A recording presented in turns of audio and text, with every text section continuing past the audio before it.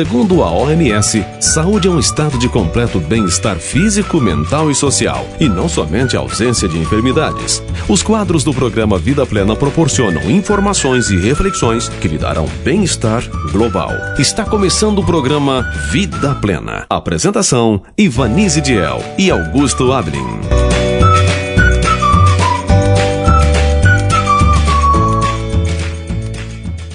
Bom dia, queridos ouvintes da Rádio Cidade Alta FM. Estamos chegando, sábado, 1º de março de 2025, com o seu programa semanal de saúde, com muitas dicas e informações. Na reflexão, você continuará acompanhando uma série da Bíblia Sagrada, dirigido pelo pastor Emerson. E neste ano começamos a estudar um livro que uns até têm medo, mas muito pertinente para os tempos que estamos vivendo, o livro de Apocalipse. No quadro das curiosidades, Lili Bold falará de alimentos funcionais, ou seja, aqueles que têm compostos bioativos que melhoram a saúde e ajudam a prevenir o surgimento de situações como envelhecimento precoce, diabetes, infarto e câncer. No quadro Conselhos sobre Saúde, Ellen White mostrará como podemos cooperar com Deus por meio de uma observância inteligente às leis da vida e da saúde, pois a saúde é um dom precioso concedido ao homem. E no quadro Princípios Educacionais, receberemos orientações preciosas com relação ao tema educação.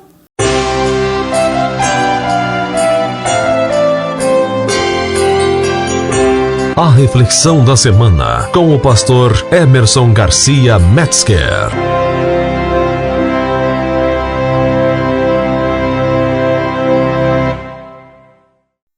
Olá, amigos da Cidade Alta FM.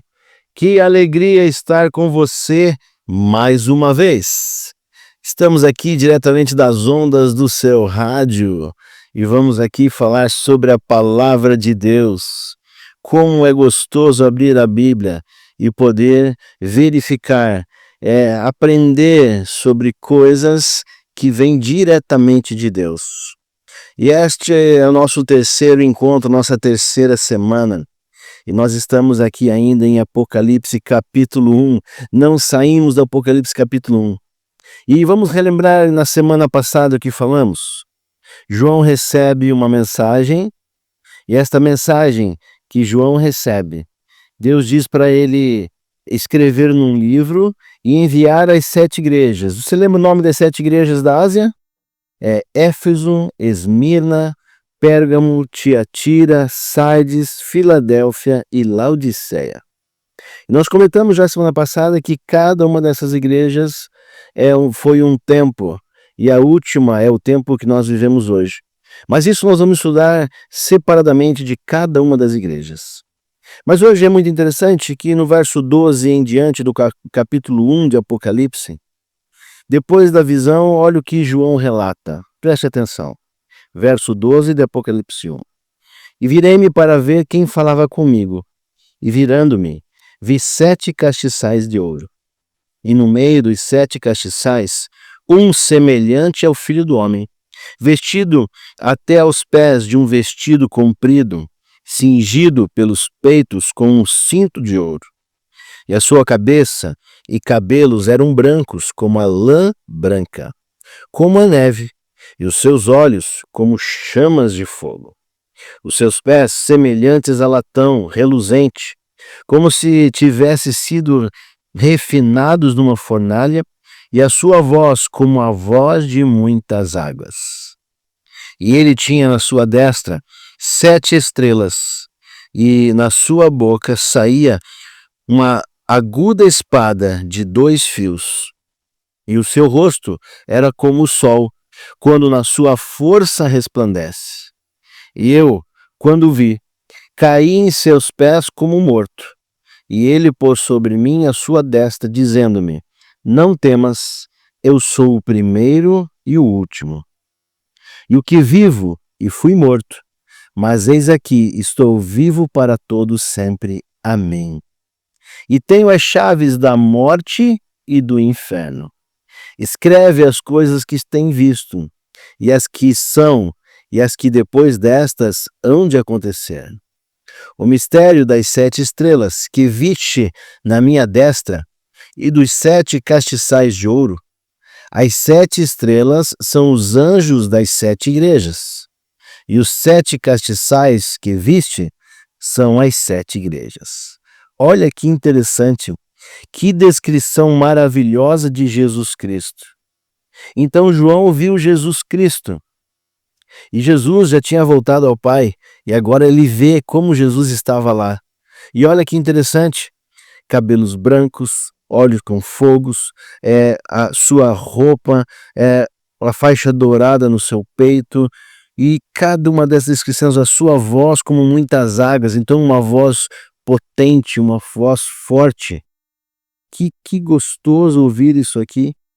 E olha só, e ele ainda fala que quem estava ali conversando com ele, quem era?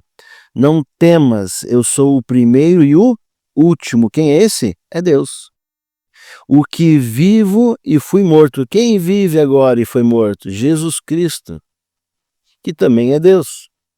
E olha o que ele diz: e tenho as chaves da morte e do inferno. Então Jesus, ele é o único que pode nos tirar da morte e nos livrar do inferno. Jesus, ele tem a chave para encerrar a questão do pecado nesse planeta. E isso é muito legal. Cada vez que nós buscamos a palavra de Deus, nós nos encantamos mais com esse Deus tão maravilhoso que nós temos. E lá no verso 20 ele dá a descrição, porque quando começamos a ler falando sobre 7 estrelas e 7 castiçais, a gente, mas o que está querendo dizer com isso, né? E aqui no final, no verso 20, ele diz exatamente o que é. As 7 estrelas são os anjos das 7 igrejas. E os 7 castiçais são as igrejas. Olha que interessante. Então Deus já deixa claro aqui para você. Você agora está com uma expectativa grande, mas o que é isso que quer dizer com cada coisa dessa? Mas agora, a semana que vem, nós vamos falar sobre a primeira igreja, a primeira carta escrita de João para a primeira igreja, que era a igreja de Éfeso. Então, João escreve aquilo que Deus mandou ele escrever para a igreja de Éfeso. E semana que vem, não perca. Nós vamos ver que carta é essa, qual o conteúdo da carta e por que Deus se preocupou com esta igreja. Por que Deus estava preocupado com a igreja de Éfeso? E qual foi o momento dessa igreja? Então vai ser relatado a data, o período que esta igreja ela viveu, o que ela fez no momento e qual é a atitude, como foi a atitude dela naquele momento e qual a relevância dela nessa história. Olha, cada vez que eu me aproximo mais da palavra de Deus e estudo um pouco mais, eu fico percebendo que este mundo ele não tem graça. Eu começo a perceber que este mundo ele tem muitas coisas para melhorar. Eu percebo também que o mais importante deste mundo são as pessoas. As pessoas, sim, são os tesouros que nós temos aqui nesta terra. E Deus está exatamente preocupado são com as pessoas, não com as coisas. Deus não se importa com as coisas que você tem ou você deixa de ter, mas Ele se preocupa com você. E isso me deixa muito alegre, porque eu não tenho muita coisa para dar para Deus, mas a minha vida, sim, essa eu quero dar para Ele. E se esse é o maior presente que Deus quer, é isso que eu vou dar, é isso que eu vou fazer. É por isso que eu tento todo dia dedicar a minha vida à obra de Deus, a salvar pessoas, a cuidar das pessoas, a amar as pessoas. E eu quero fazer um apelo para você hoje aqui. Comece a fazer isso. Comece a se preocupar mais com as pessoas. tenha certeza que você vai ser muito mais feliz. Quando a gente ama as pessoas, é porque a gente ama a Deus em primeiro lugar. Se você está amando a Deus, você consegue amar ao próximo. A Bíblia diz também que a gente deve amar também até os inimigos. Por que Deus fala isso? Se os inimigos fazem mal para mim, é justamente porque o pecado, ele vem nos machucando e estragando todas as nossas relações. Mas Deus sabe que o fim do pecado está próximo. E findando este pecado, imagine como serão nossas relações com os nossos amados, com as pessoas que nós conhecemos. Principalmente com aqueles que talvez não gostem muito um pouco de você. Mas isso vai mudar sem o pecado. Porque ele vai entender que o que aconteceu entre vocês, a desavença, a encrenca que houve entre vocês, foi o preço do pecado, foi a marca do pecado. E eu faço esse apelo para você o seguinte, seja uma pessoa que vai reparar brechas, que vai tapar buracos, não que vai arranjar conflitos, que vai fazer confusão. Seja uma pessoa do bem, uma pessoa que ame ao próximo, uma pessoa que quando ver um tipo de confusão vai ali para ajudar e acalmar a confusão, não para pôr mais fogo. Seja uma pessoa pacificadora, seja uma pessoa que vai melhorar as coisas. Coloque isso na sua mente. Seja uma pessoa do bem, faça o bem e ajude a todos aqueles que estiverem ao seu lado. Se você fizer isso, você vai estar refletindo o amor desse Deus. Um amor de um Deus que deu seu próprio Filho para me salvar e salvar a você também. Ame mais, julgue menos. Cultive o amor das pessoas que estão ao teu lado primeiro e depois saia amando todos aqueles que você também não conhece. Um abraço, Deus te abençoe e até a semana que vem. Você está ouvindo Programa Vida Plena.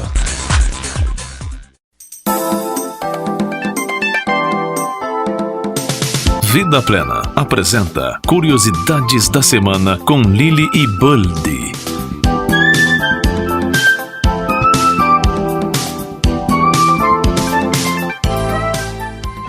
Bom dia, tudo bem com vocês? Chegou um momento especial para falar sobre as curiosidades do poder medicinal dos alimentos. E vocês sabiam que o milho suaviza e protege a mucosa intestinal? Então, o consumo de milho é especialmente recomendado nos seguintes casos: afecções intestinal. Tanto o milho como a farinha de milho e as outras formas de preparação exercem um efeito emoliente, suavizante e protetor sobre a mucosa intestinal. Se recomenda especialmente na dispepsia intestinal caracterizada por fermentação, gases e dores, colon irritável caracterizado pela alternância entre períodos de prisão de ventre e diarreia, colites crônicas, especialmente usa-se em forma de mingau cozido, com a farinha, né? Dietas de desmame nos lactantes, também em forma de farinha, e doenças celíacas, né? Doença que consiste na intolerância intestinal ao glúten do trigo. Também é especialmente recomendada para doenças renais crônicas, para o excesso de colesterol, já que reduz o nível de colesterol no sangue, para quem tem problemas com hipertiroidismo e para quem tem magreza em geral. E vocês sabiam que as pipocas do milho constituem uma forma divertida e saudável de consumir esse cereal? Preparam-se com uma variedade especial de milho, cujos grãos se encontram recobertos de uma casca resistente. Ao esquentá-los, se forma um vapor e pressão em seu interior que finalmente rompe a casca e faz que o amido e as proteínas do grão saiam formando uma massa branca. Devem ser bem mastigadas para que possam ser bem digeridas. Vamos comer um pouquinho mais de milho. Até a próxima semana. O programa Vida Plena apresenta Conselhos sobre Saúde. Reuniões sociais. Conforme são realizadas comumente, as reuniões sociais são também um embaraço ao crescimento real, quer do espírito, quer do caráter. Formam-se associações frívolas, hábitos de extravagância e de busca de prazeres, bem como muitas vezes de dissipação, coisas estas que moldam a vida toda para o mal. Em vez de tais diversões, pais e professores muito poderão fazer para suprir distrações sãs que proporcionem vida. Nisto, como em todas as demais coisas que dizem respeito ao nosso bem-estar, a inspiração indicou o caminho. Nos tempos primitivos, era simples a vida entre o povo que estava sob a direção de Deus. Viviam junto ao coração da natureza. Seus filhos participavam do trabalho dos pais e estudavam as belezas e mistérios do tesouro da natureza. Na quietude do campo e do bosque, ponderavam aquelas grandes verdades transmitidas como um sagrado depósito de geração a geração. Tal ensino produzia homens fortes. Ocupações ao ar livre. Na presente época, a vida se tornou artificial e os homens degeneraram. Conquanto não possamos voltar completamente aos hábitos simples daqueles tempos primitivos, deles podemos aprender lições que tornarão nossos momentos de recreio o que este nome implica, momentos de verdadeira construção de corpo, espírito e alma. Muito tem que ver os arredores do lar e da escola com a questão do recreio. Na escolha de um lar ou na localização de uma escola, deveriam estas coisas ser consideradas. Aqueles para quem o bem-estar mental e físico é de maior importância do que o dinheiro ou as exigências e costumes da sociedade, devem procurar para seus filhos o benefício do ensino da natureza e a recreação ou seu ambiente. Seria de grande auxílio na obra educativa se cada escola pudesse ser localizada de tal maneira que proporcionasse aos estudantes terra para a cultura e acesso aos campos e matas.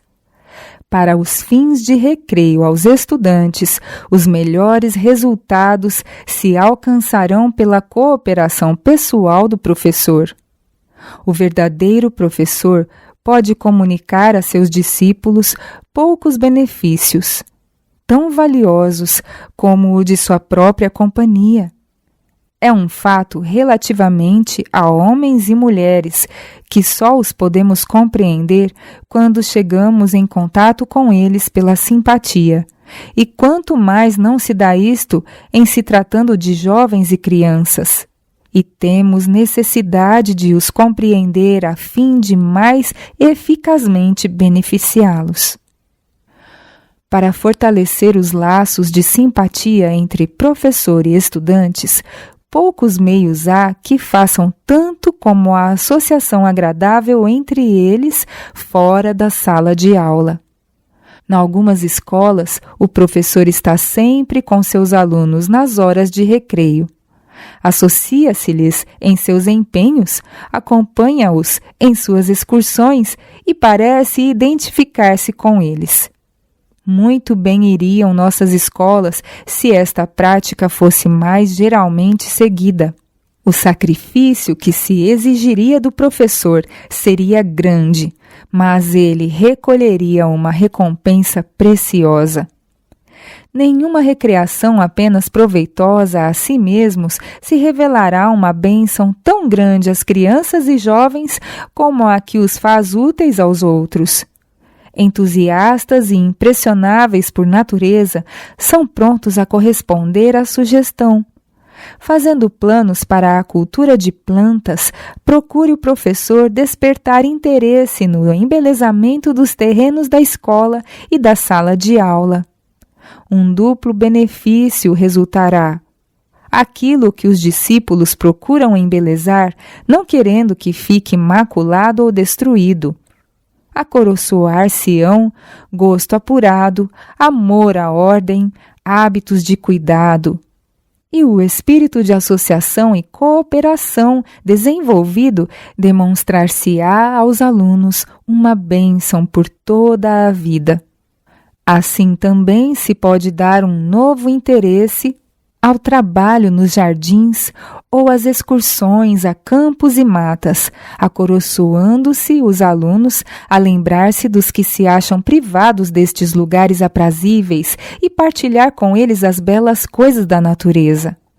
O vigilante professor encontrará muitas oportunidades de dirigir os discípulos a atos de prestatibilidade. Especialmente pelas criancinhas, o professor é olhado com quase ilimitada confiança e respeito. O que quer que ele possa sugerir como meio de auxílio em casa, fidelidade nas ocupações diárias, assistência aos doentes ou aos pobres, dificilmente poderá deixar de produzir fruto. E também assim se conseguirá uma dupla aquisição. A sugestão afável refletir-se-á sobre o seu autor. A gratidão, a cooperação por parte dos pais suavizará as cargas do professor e iluminará o seu caminho. Você está ouvindo o programa Vida Plena.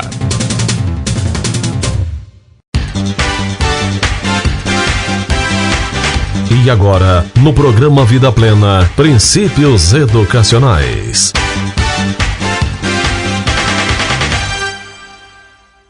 Educação e caráter. E haverá estabilidade em teus tempos, abundância de sabedoria e ciência. A verdadeira educação não desconhece o valor dos conhecimentos científicos ou aquisições literárias, mas acima da instrução aprecia a capacidade, acima da capacidade a bondade e acima das aquisições intelectuais o caráter. O mundo não necessita tanto de homens de grande intelecto como de nobre caráter. Necessita de homens cuja habilidade é dirigida por princípios firmes. A sabedoria é a coisa principal. Adquire, pois, a sabedoria. A língua dos sábios adorna a sabedoria. A verdadeira educação comunica esta sabedoria.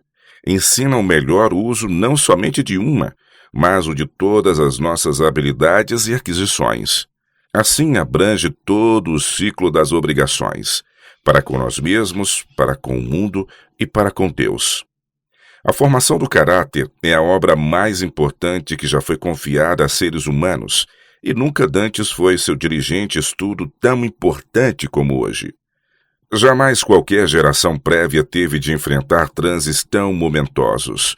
Nunca dantes moços e moças foram defrontados por perigos tão grandes como hoje. Qual é o pendor da educação dada atualmente? Qual é o objetivo para que se apela mais frequentemente? O proveito próprio? Grande parte desta educação é uma perversão deste nome. Na verdadeira educação, a ambição egoísta, a avidez do poder, a desconsideração pelos direitos e necessidades da humanidade, coisas que são uma maldição para o nosso mundo, encontram uma influência contrária. O plano de vida estabelecido por Deus tem um lugar para cada ser humano. Cada um deve aperfeiçoar os seus talentos até ao máximo ponto, e a fidelidade no fazer isto confere honra à pessoa, sejam muitos ou poucos os seus dons. No plano divino não há lugar para a rivalidade egoísta. Os que se medem a si mesmos e se comparam consigo mesmos estão sem entendimento. O que quer que façamos deve ser feito segundo o poder que Deus dá. Deve ser feito de todo o coração, como ao Senhor, e não aos homens, sabendo que recebereis do Senhor o galardão da herança, porque a Cristo Senhor servis. Precioso é o serviço efetuado e a educação obtida na prática destes princípios. Quão diversa é, porém, grande parte da educação que hoje se dá. Desde os tenros anos da criança, consiste ela num apelo à competição e rivalidade. Alimenta o egoísmo, a raiz de todos os males. Assim se estabelece a disputa pela supremacia e se acoroçoa o estudo excessivo que, em tantos casos, destrói a saúde e inabilita para a utilidade. Em muitos outros, a emulação conduz à desonestidade e, alimentando a ambição e o descontentamento, ela amargura a vida e ajuda a encher o mundo com esses espíritos inquietos, turbulentos, que são uma contínua ameaça à sociedade.